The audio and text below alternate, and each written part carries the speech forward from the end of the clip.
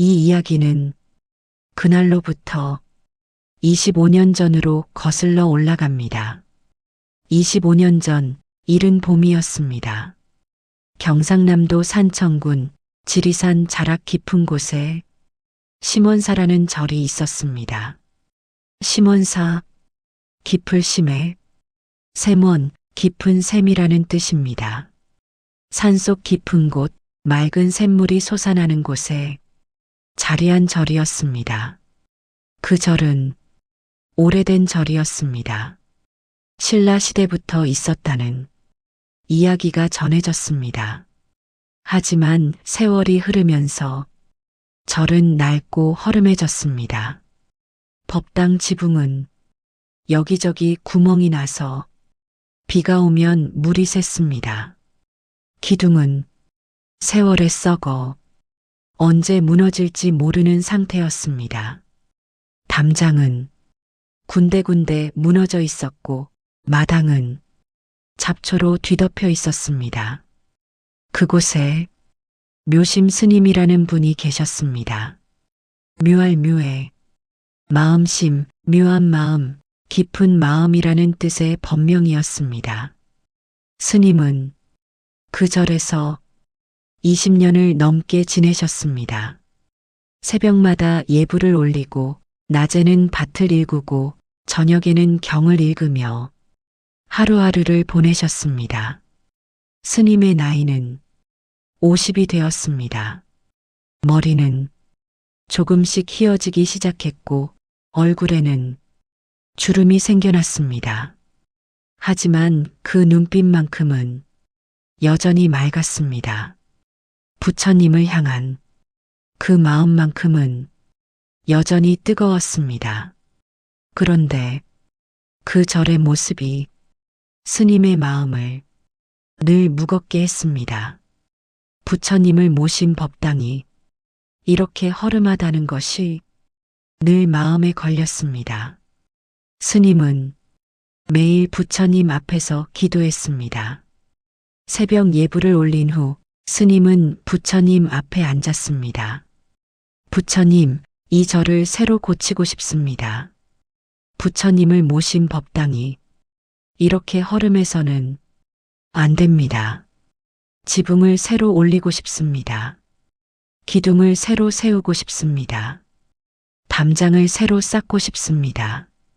하지만 제게는 힘이 없습니다. 제게는 돈이 없습니다. 제게는 방법이 없습니다. 제게 길을 보여주십시오. 제게 힘을 주십시오.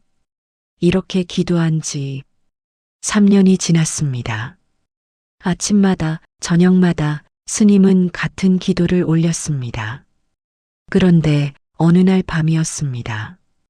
늦봄 산에 진달래가 피던 밤이었습니다. 스님은 꿈을 꾸었습니다. 꿈속에서 법당이 환하게 빛났습니다.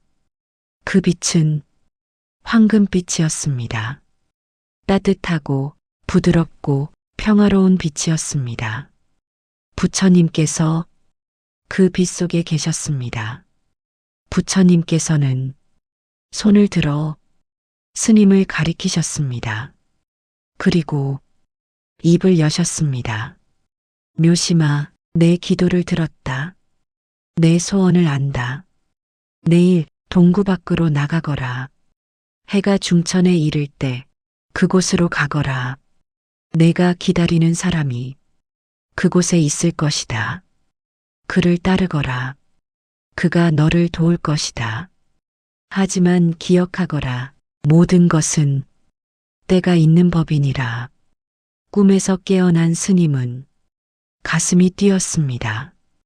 부처님께서 길을 보여주셨습니다. 부처님께서 도움을 약속하셨습니다. 스님은 잠을 이룰 수 없었습니다. 창밖을 보니 아직 어두웠습니다. 하지만 스님은 일어나 앉았습니다. 그리고 부처님께 절을 올렸습니다. 1번, 2번, 100번 동이 틀 때까지 스님은 절을 올렸습니다. 감사합니다, 부처님. 감사합니다, 부처님. 해가 떠올랐습니다. 지리산 너머로 붉은 해가 천천히 모습을 드러냈습니다. 아침 안개가 산 아래 마을을 덮고 있었습니다. 그 모습이 마치 구름바다 같았습니다. 스님은 새벽 예불을 올린 후 마을로 내려갔습니다. 산길을 걸었습니다. 그 길은 스님이 수없이 걸었던 길이었습니다. 하지만 오늘은 달랐습니다. 발걸음이 가벼웠습니다. 가슴이 두근거렸습니다. 어떤 사람을 만나게 될까? 부처님께서 보내주신 사람은 어떤 모습일까? 소나무 사이로 햇살이 비쳤습니다. 새들이 지저귀었습니다. 봄바람이 불어왔습니다. 모든 것이 아름다웠습니다. 1시간쯤 걸었을까 마을이 보이기 시작했습니다. 기와집 몇 채, 초가집 여러 채가 모여있는 작은 마을이었습니다. 마을 어귀에는 커다란 느티나무가 서 있었습니다. 수백 년은 됐을 고목이었습니다. 그 나무 아래가 마을의 동구였습니다. 스님은 그 나무 아래 섰습니다. 해는 점점 높이 올라갔습니다. 스님은 기다렸습니다. 부처님께서 말씀하신 그 사람을 말입니다. 1시즌쯤 지났을까 저 멀리서 누군가 걸어오고 있었습니다. 소달구지를 끌고 있었습니다. 소는 느릿느릿 걸었고 달구지는 덜컹덜컹 소리를 냈습니다. 가까이 오자 그의 모습이 보였습니다. 나이는 40쯤 되어 보였습니다. 얼굴은 햇볕에 그을려 거무스름했고 옷은 낡고 해진 것을 입고 있었습니다. 발에는 집신을 신고 있었습니다. 손은 굳은 살로 가득했고 등은 평생 무거운 짐을 지느라 조금 굽어 있었습니다. 하지만 그 눈빛만큼은 맑았습니다. 순박한 사람의 눈빛이었습니다. 스님은 그를 보는 순간 알았습니다. 이 사람이 부처님께서 보내주신 사람이라는 것을 말입니다. 스님은 그에게 다가갔습니다. 시주님, 잠시 말씀 좀 여쭤도 되겠습니까? 그 사람은 소를 멈추고 스님을 보았습니다. 그리고 공손히 합장했습니다. 예, 스님, 무슨 일이십니까? 스님은 자신의 사정을 이야기했습니다. 저는 지리산 심원사에 사는 묘심이라고 합니다. 그 절이 너무 낡아서 고치고 싶습니다. 하지만 혼자서는 할 수 없습니다. 어젯밤 꿈에 부처님께서 나타나셔서 이곳으로 오라 하셨습니다. 그래서 이렇게 왔습니다. 혹시 저를 도와주실 수 있겠습니까? 그 사람은 스님의 말을 조용히 들었습니다. 잠시 침묵이 흘렀습니다. 바람이 불어왔습니다. 느티나무 잎이 바스락거렸습니다. 그 사람이 입을 열었습니다. 스님, 저는 조 부잣집의 머슴입니다. 저는 가진 것이 없습니다. 아침부터 밤까지 남의 집 일을 하며 품삯을 받아 삽니다. 그것으로 겨우겨우 먹고 삽니다. 스님은 고개를 숙였습니다. 그렇군요. 제가 잘못 생각했나 봅니다. 실례했습니다. 스님이 돌아서려는데 그 사람이 말했습니다. 스님, 잠깐만 기다려 주십시오. 스님이 돌아봤습니다. 그 사람은 말을 이었습니다. 저는 가진 것이 없다고 했습니다. 하지만 조금은 있습니다. 저는 젊었을 때부터 돈을 모아왔습니다. 한 푼, 두 푼, 한 냥, 두 냥, 이렇게 조금씩 모아왔습니다. 주인님께서 주시는 품삯 중에서 밥값을 빼고 옷값을 빼고 남는 것을 조금씩 모아왔습니다. 20년을 그렇게 모았습니다. 언젠가는 이 돈으로 무언가 좋은 일을 하고 싶었습니다. 가난한 사람을 돕거나 굶주린 사람을 먹이거나 부처님께 공양을 올리거나 그런 일을 하고 싶었습니다. 부처님께서 스님을 제게 보내셨다면 이것이 바로 그때인 것 같습니다. 제가 저를 돕겠습니다. 스님은 그의 손을 잡았습니다. 고맙습니다. 정말 고맙습니다. 부처님께서 당신을 보내주셨습니다. 그 사람은 웃었습니다. 그의 웃음은 순박했고 따뜻했습니다. 햇살처럼 따뜻했습니다. 스님, 제 이름은 김돌쇠입니다. 돌돌해, 쇠쇠, 평범한 이름입니다. 머슴의 이름입니다.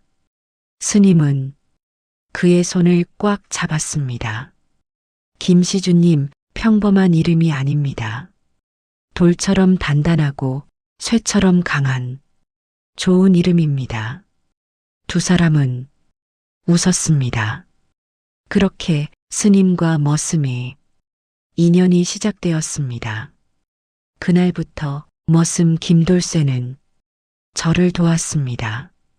그는 매일 새벽에 일어났습니다. 아직 어둠이 가시지 않은 시각, 그는 일어나 주인 집 일을 했습니다. 소여물을 주고 밭에 물을 대고 장작을 패고 마당을 쓸었습니다. 해가 중천에 오를 때까지 일했습니다. 점심을 먹고 잠시 쉬었습니다. 그리고 오후가 되면 산길을 올라 심원 사러 갔습니다. 1시간 넘게 걸어서 절에 도착하면 해는 서쪽으로 기울어 있었습니다. 하지만 그는 곧바로 일을 시작했습니다. 나무를 베어오고 돌을 나르고 흙을 고르고 기둥을 세우는 일을 했습니다. 해가 지고 어둠이 내려앉을 때까지 일했습니다. 그리고 다시 산길을 내려가 마을로 돌아갔습니다. 집에 도착하면 밤이 깊어 있었습니다. 밥을 먹고 잠시 쉬었다가 다시 잠들었습니다. 그리고 다음날 새벽 다시 일어났습니다. 이런 나날이 계속되었습니다.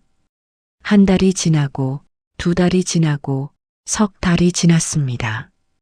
절은 조금씩 변해갔습니다. 가장 먼저 법당 지붕을 고쳤습니다. 낡은 기와를 걷어내고 새 기와를 올렸습니다. 머슴은 기와를 나르는 일을 했습니다. 무거운 기와를 산길을 따라 하나하나 날랐습니다. 등에 지고 산길을 올랐습니다. 땀이 비 오듯 흘렀습니다. 숨이 거칠어졌습니다. 하지만 그는 멈추지 않았습니다.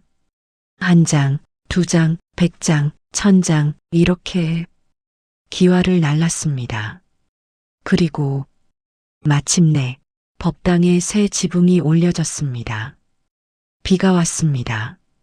빗방울이 새 기와 위로 떨어졌습니다. 똑똑똑똑똑 경쾌한 소리가 났습니다. 하지만 법당 안으로는 물이 새지 않았습니다.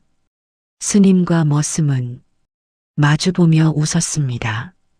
다음으로 기둥을 교체했습니다. 썩은 기둥을 빼내고 새 기둥을 세웠습니다. 이것은 더 힘든 일이었습니다. 산에서 고든 나무를 찾아내야 했습니다. 그 나무를 베어내야 했습니다. 산길을 따라 그 무거운 나무를 끌고 내려와야 했습니다. 머슴은 이 일을 했습니다. 산을 헤매며 고든 소나무를 찾았습니다.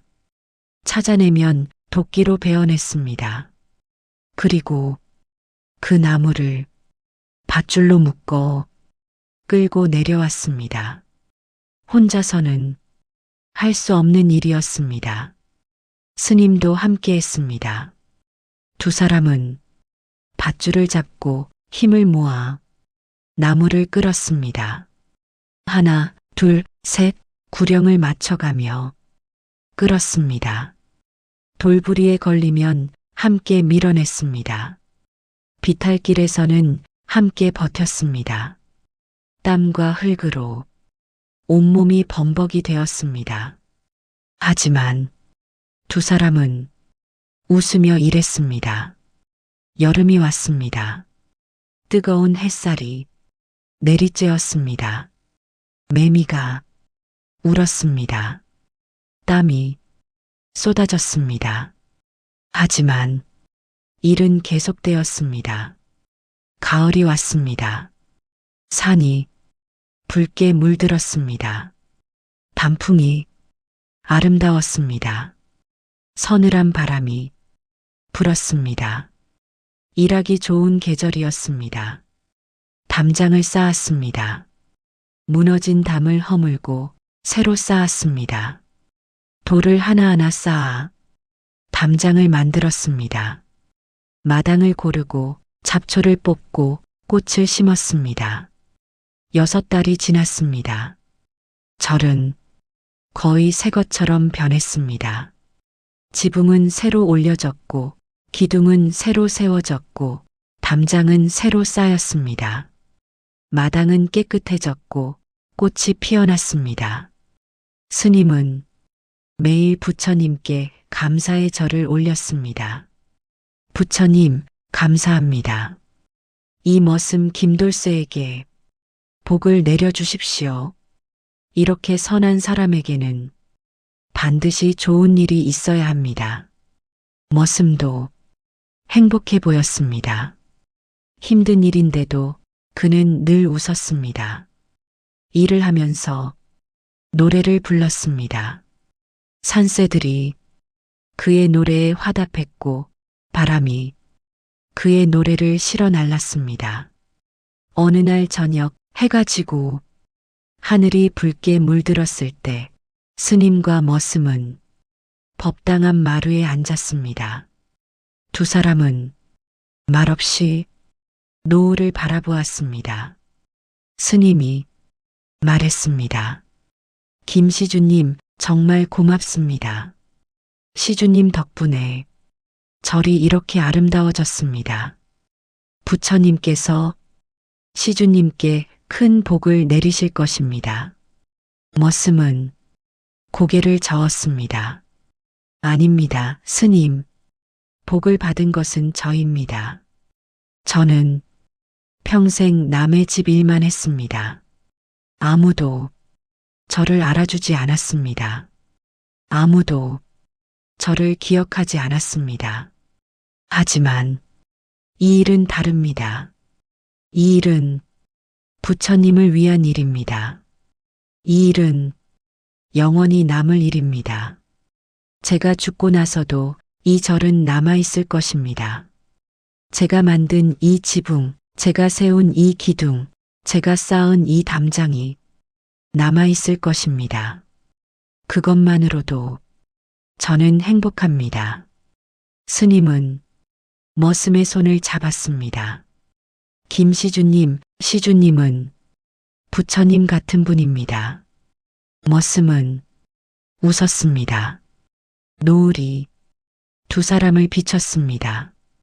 그 모습이 참으로 평화로웠습니다.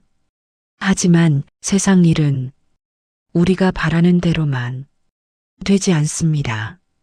늦가을이 왔습니다. 산은 완전히 붉게 물들었습니다. 단풍이 절정이었습니다. 바람이 불면 낙엽이 떨어졌습니다. 그 낙엽이 마당에 쌓였습니다. 어느 날 머슴이 절에 올라오지 않았습니다. 스님은 기다렸습니다. 해가 중천에 떴지만 머슴은 오지 않았습니다. 해가 서쪽으로 기울었지만 여전히 오지 않았습니다. 스님은 걱정이 되었습니다. 머슴에게 무슨 일이 생긴 것일까? 이틀째 되는 날도 머슴은 오지 않았습니다. 사흘째 되는 날도 오지 않았습니다. 스님은 더 이상 기다릴 수 없었습니다. 산길을 내려가 마을로 갔습니다. 조 부잣집으로 갔습니다. 큰 기와집이었습니다. 마을에서 가장 큰 집이었습니다. 스님은 대문을 두드렸습니다. 하인이 나왔습니다. 스님이 물었습니다. 김돌쇠 머슴은 어디 있습니까? 머슴을 좀 만나고 싶습니다. 하인은 스님을 보더니 안으로 들어갔습니다. 잠시 후 주인이 나왔습니다. 조 부잣집 주인 조영감이었습니다. 흰 수염을 기른 60이 넘은 노인이었습니다. 조영감이 말했습니다. 스님 모르셨습니까? 김돌쇠가 알아누웠습니다. 스님은 가슴이 철렁했습니다. 무슨 병입니까? 심각합니까? 조영감이 고개를 저었습니다. 열병입니다. 사흘 전부터 갑자기 높은 열이 나서 정신을 못 차립니다. 의원을 불렀지만 약을 써도 차도가 없습니다. 스님, 들어가 보시겠습니까? 스님은 고개를 끄덕였습니다. 조영감이 스님을 안내했습니다. 집 뒤편 작은 방으로 갔습니다. 머슴이 사는 방이었습니다. 좁고 어둡고 허름한 방이었습니다. 방문을 열자 뜨거운 기운이 느껴졌습니다. 머슴은 거적 위에 누워 있었습니다. 그의 얼굴은 벌겋게 달아올라 있었고 그의 몸은 땀으로 흠뻑 젖어 있었습니다. 숨은 가빠졌고 입술은 바짝 말라 있었습니다. 스님은 그의 곁으로 다가갔습니다. 그의 손을 잡았습니다. 그 손은 뜨겁게 달아올라 있었습니다. 김시주님, 저입니다. 묘심입니다. 머슴은 가까스로 눈을 떴습니다. 초점이 흐려져 있었습니다. 스님, 그가 작은 목소리로 말했습니다. 절은 다 되어 갑니까? 스님은 눈물을 참으며 대답했습니다. 예, 거의 다 되었습니다. 조금만 더 하면 됩니다. 시주님 덕분입니다. 머슴은 미소를 지으려 했습니다.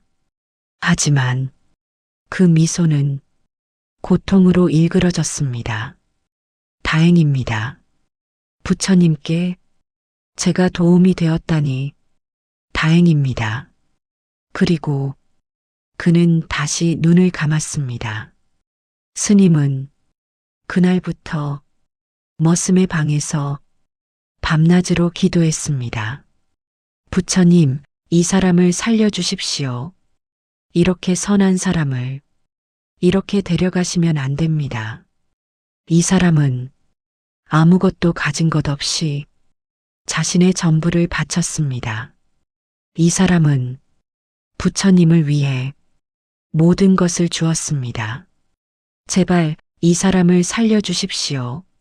하지만 일주일이 지났습니다. 머슴의 상태는 점점 나빠졌습니다.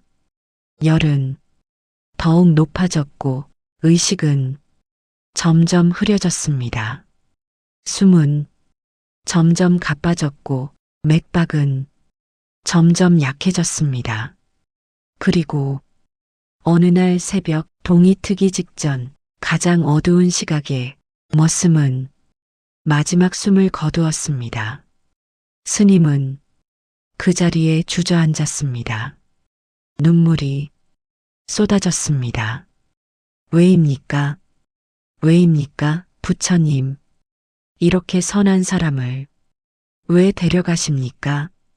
이 사람은 자신의 전부를 바쳤습니다. 이 사람은 부처님을 위해 모든 것을 주었습니다. 그런데 왜 이런 대가를 받아야 합니까? 스님은 울었습니다. 그리고 그 울음 속에는 슬픔만이 아니라 분노도 섞여 있었습니다. 부처님께 대한 분노였습니다. 장례가 치러졌습니다. 머슴은 산 아래 무명인들이 묻히는 공동묘지에 조용히 묻혔습니다. 비석도 없었습니다. 그저 흙무덤 하나만 남았습니다. 스님은 그 무덤 앞에 섰습니다. 김시주님, 고맙습니다. 그리고 미안합니다. 스님은 절로 돌아왔습니다. 거의 완성된 절, 새로 고쳐진 법당, 새로 올린 기와 새로 세운 기둥이 햇빛에 반짝였습니다. 모든 것이 아름다웠습니다. 하지만 스님의 마음은 텅 비어 있었습니다.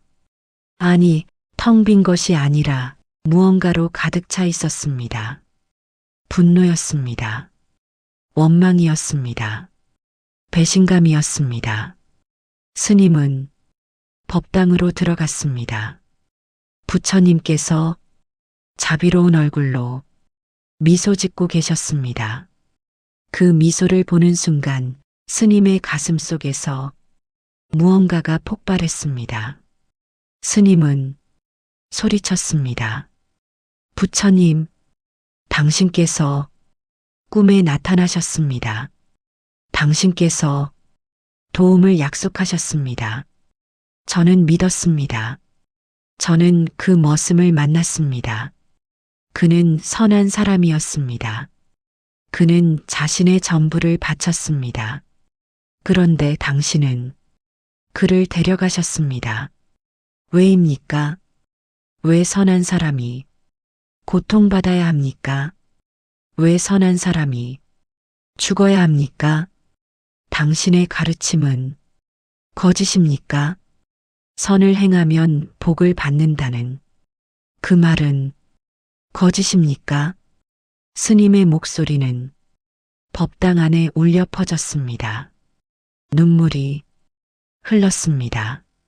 하지만 부처님은 여전히 미소 짓고 계셨습니다. 그 자비로운 얼굴은 변하지 않았습니다. 스님은 법당 밖으로 나갔습니다. 헛간으로 갔습니다. 그리고 도끼를 집어들었습니다. 나무를 패는 도끼, 무거운 도끼였습니다. 그 도끼를 들고 법당으로 다시 들어갔습니다. 부처님 앞에 섰습니다. 그리고 말했습니다. 부처님, 저는 당신을 믿었습니다. 저는 당신을 섬겼습니다. 저는 당신을 위해 이 절을 고쳤습니다. 하지만 당신은 저를 배신하셨습니다. 당신은 그 선한 사람을 죽게 하셨습니다. 이제 저는 당신을 믿을 수 없습니다. 스님은 도끼를 들어 올렸습니다. 잠시 망설였습니다. 손이 떨렸습니다. 하지만 분노가 이성을 이겼습니다. 스님은 온 힘을 다해 도끼를 부처님의 이마에 내리쳤습니다. 쿵! 무거운 소리가 울렸습니다. 도끼는 부처님의 이마에 깊이 박혔습니다. 부처님은 여전히 미소 짓고 계셨습니다. 그 자비로운 얼굴은 변하지 않았습니다. 도끼가 박혀 있어도 부처님은 여전히 평화로웠습니다. 스님은 그 자리에 주저앉았습니다. 그리고 울었습니다. 한없이 울었습니다. 몸을 떨며 울었습니다. 그날 이후 스님은 절을 떠났습니다. 도끼가 박힌 부처님을 그대로 두고 절을 떠났습니다. 어디로 가야 할지 몰랐습니다. 무엇을 해야 할지도 몰랐습니다. 스님은 그저 걸었습니다. 산을 넘고 강을 건너고 마을을 지나며 걸었습니다. 구걸을 하며 살았습니다. 절에서 절로 떠돌아다녔습니다. 어떤 절에 가면 하루 이틀 머물다가 다시 떠났습니다. 마음이 편치 않았습니다. 밤마다 꿈을 꾸었습니다. 꿈속에서 머슴이 나타났습니다. 머슴은 아무 말도 하지 않았습니다. 그저 조용히 미소만 지었습니다. 그 미소가 스님을 더욱 괴롭혔습니다. 왜 웃는가? 왜 원망하지 않는가? 왜 화내지 않는가? 스님은 알 수 없었습니다. 세월이 흘렀습니다. 1년, 2년, 3년 시간은 무심히 흘러갔습니다. 스님의 머리는 더욱 희어졌고 스님의 얼굴은 더욱 깊은 주름이 패였습니다. 스님은 늙어갔습니다. 10년이 지났습니다. 20년이 지났습니다. 25년이 흘렀습니다. 스님은 이제 75세가 된 노승이 되었습니다. 등은 굽었고 걸음은 느렸고 목소리는 떨렸습니다. 그동안 스님은 한 번도 시몬사로 돌아가지 않았습니다. 돌아갈 수 없었습니다. 부처님께 도끼를 박았던 그 일이 평생 스님을 괴롭혔습니다. 어느 해 가을이었습니다.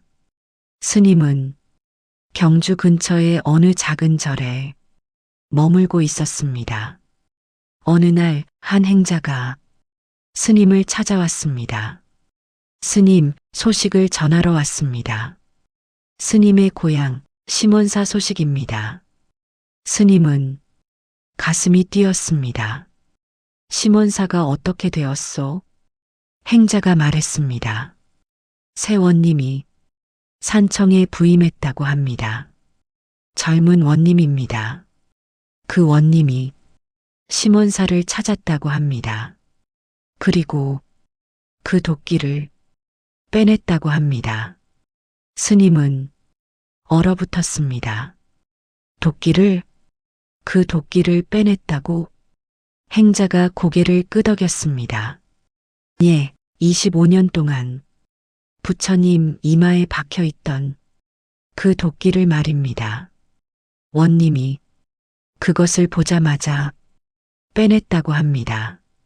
그리고 이상한 말을 했다고 합니다.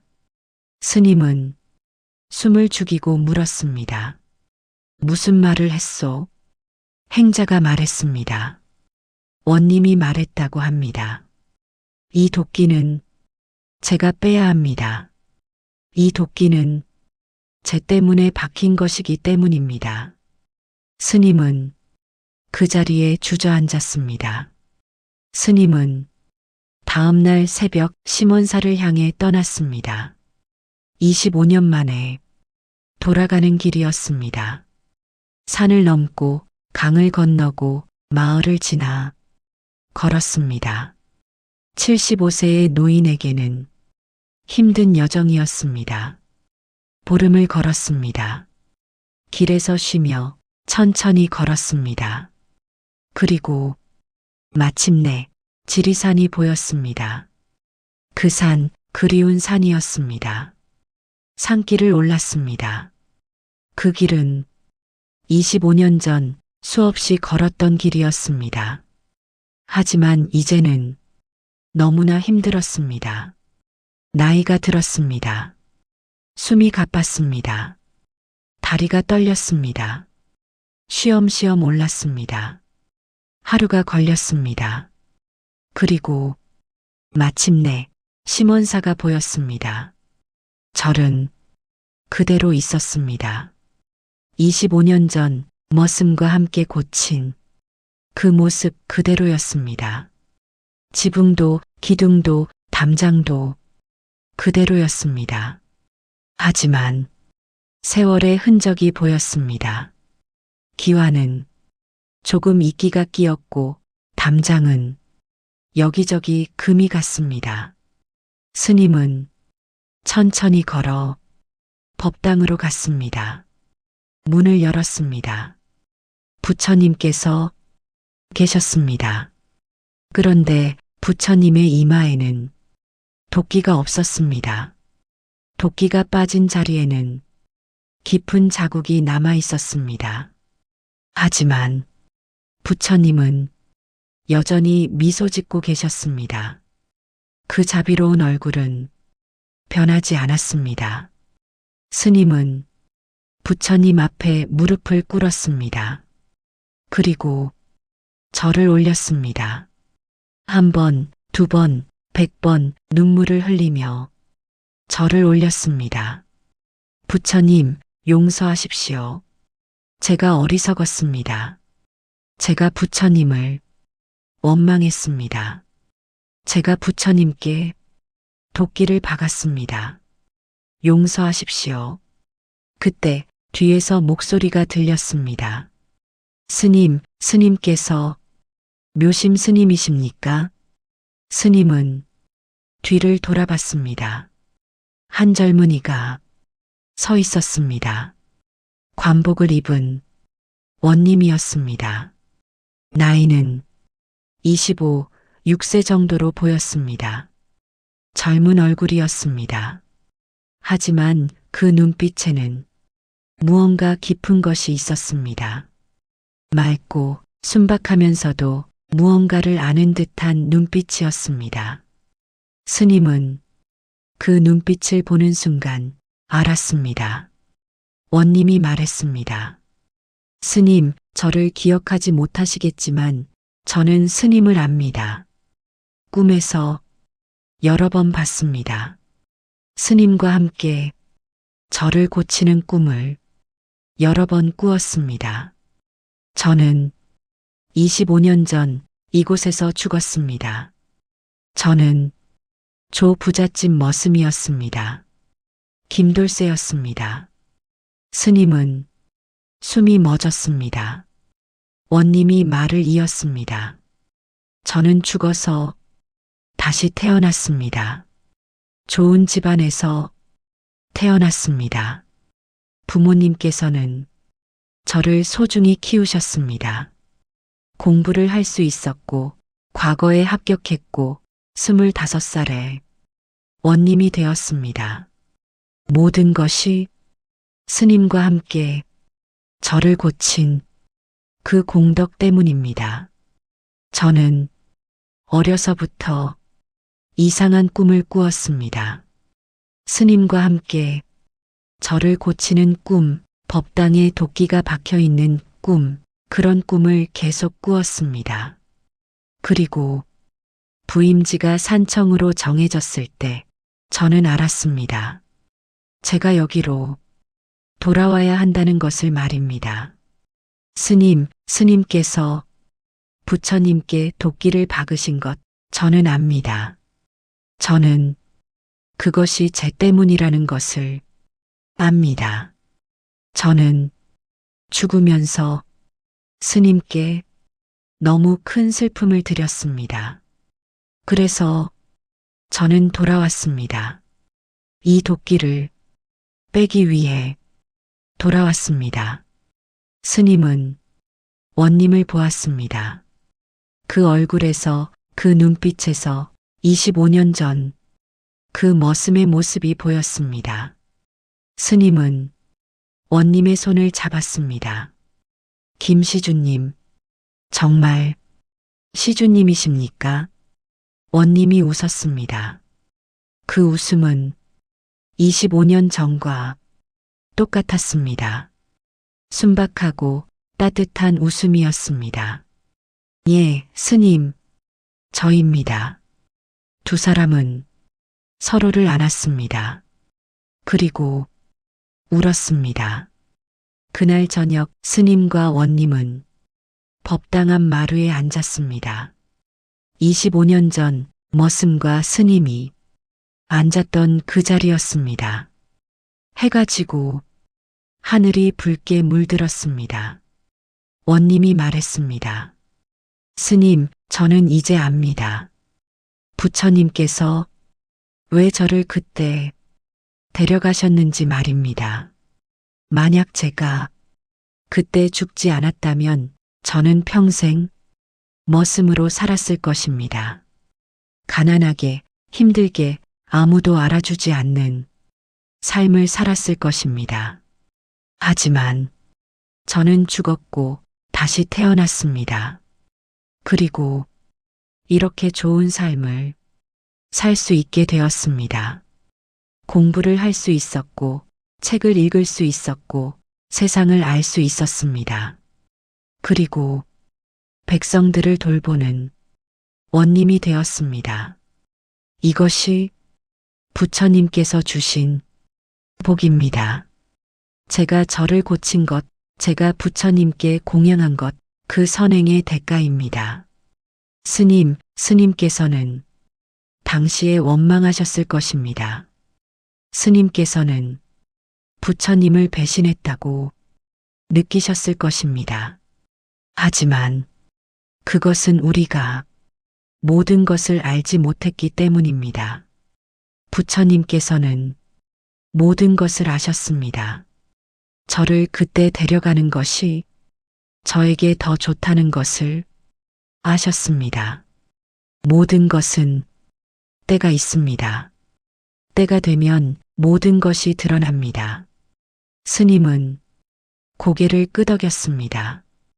그리고 천천히 말했습니다. 김시주님, 아니, 원님, 저는 25년 동안 고통스러웠습니다. 저는 부처님을 원망했습니다. 저는 부처님께 도끼를 박았습니다. 하지만 이제 압니다. 부처님께서는 저를 버리지 않으셨다는 것을, 부처님께서는 여전히 자비로우셨다는 것을, 도끼가 박혀 있어도 부처님께서는 여전히 미소 짓고 계셨습니다. 그것이 부처님의 자비입니다. 우리가 화를 내도, 우리가 원망해도, 우리가 도끼를 박아도 부처님께서는 여전히 우리를 사랑하십니다. 그것이 진짜 자비입니다. 두 사람은 말없이 노을을 바라보았습니다. 이제 잠시 멈추어 함께 명상을 하겠습니다. 편안하게 앉으십시오. 눈을 감으셔도 좋고 반쯤 뜨고 계셔도 좋습니다. 먼저 호흡을 느껴보십시오. 숨이 들어오고 숨이 나가는 것을 느껴보십시오. 천천히 고요히 호흡과 함께 있으십시오. 이제 당신의 마음을 들여다보십시오. 당신도 누군가를 원망하고 계십니까? 당신도 무언가에 화가 나 있습니까? 당신도 마음속에 도끼를 품고 있습니까? 그 도끼를 느껴보십시오. 밀어내지 마십시오. 그냥 있는 그대로 느껴보십시오. 누구에 대한 도끼입니까? 자식입니까? 배우자입니까? 친구입니까? 아니면 세상입니까? 하늘입니까? 그 도끼를 느껴보십시오.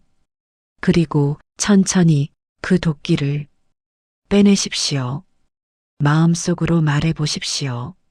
나는 이제 이 도끼를 빼내겠다.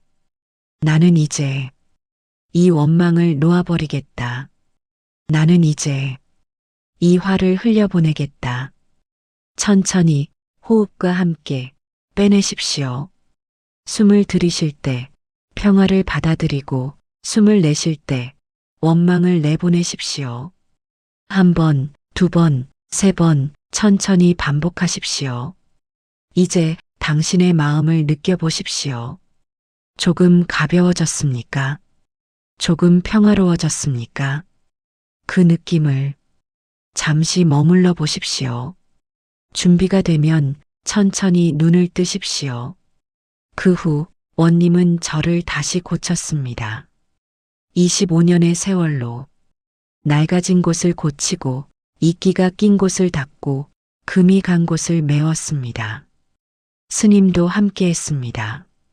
75세의 노승이었지만 스님은 할 수 있는 일을 했습니다. 마당을 쓸고 꽃에 물을 주고 부처님께 공양을 올렸습니다. 1년이 걸렸습니다. 그리고 마침내 절은 완성되었습니다. 25년 전 머슴과 함께 시작했던 일이 이제야 완성되었습니다. 낙성식 날 많은 사람들이 왔습니다. 마을 사람들, 관아 사람들, 다른 절의 스님들이 왔습니다. 스님과 원님은 부처님 앞에 섰습니다. 부처님의 이마에는 여전히 도끼 자국이 남아 있었습니다. 원님이 말했습니다. 스님, 이 자국을 메우지 않겠습니다. 이 자국을 그대로 두겠습니다. 이 자국이 우리에게 가르쳐 주기 때문입니다. 우리가 화를 내도 우리가 원망해도 부처님께서는 여전히 자비로우시다는 것을, 우리가 도끼를 박아도 부처님께서는 여전히 미소 짓고 계신다는 것을, 그리고 모든 것은 때가 있다는 것을. 스님은 고개를 끄덕였습니다. 두 사람은 부처님께 절을 올렸습니다. 사람들도 함께 절을 올렸습니다. 그날 시몬사에는 평화가 가득했습니다. 마이너스 마이너스 마이너스. 이 이야기는 여기서 끝입니다. 하지만 이 이야기의 가르침은 지금도 계속됩니다. 당신도 누군가를 원망하고 계신다면, 당신도 마음속에 도끼를 품고 계신다면 이 이야기를 기억하십시오. 모든 것은 때가 있습니다. 지금은 이해할 수 없어도 때가 되면 드러납니다. 그리고 부처님의 자비는 우리의 분노를 넘어섭니다. 우리가 아무리 화를 내도 부처님께서는 여전히 미소 짓고 계십니다. 오늘 밤 당신 마음속의 도끼를 빼내십시오. 그리고 평화를 받아들이십시오. 고맙습니다.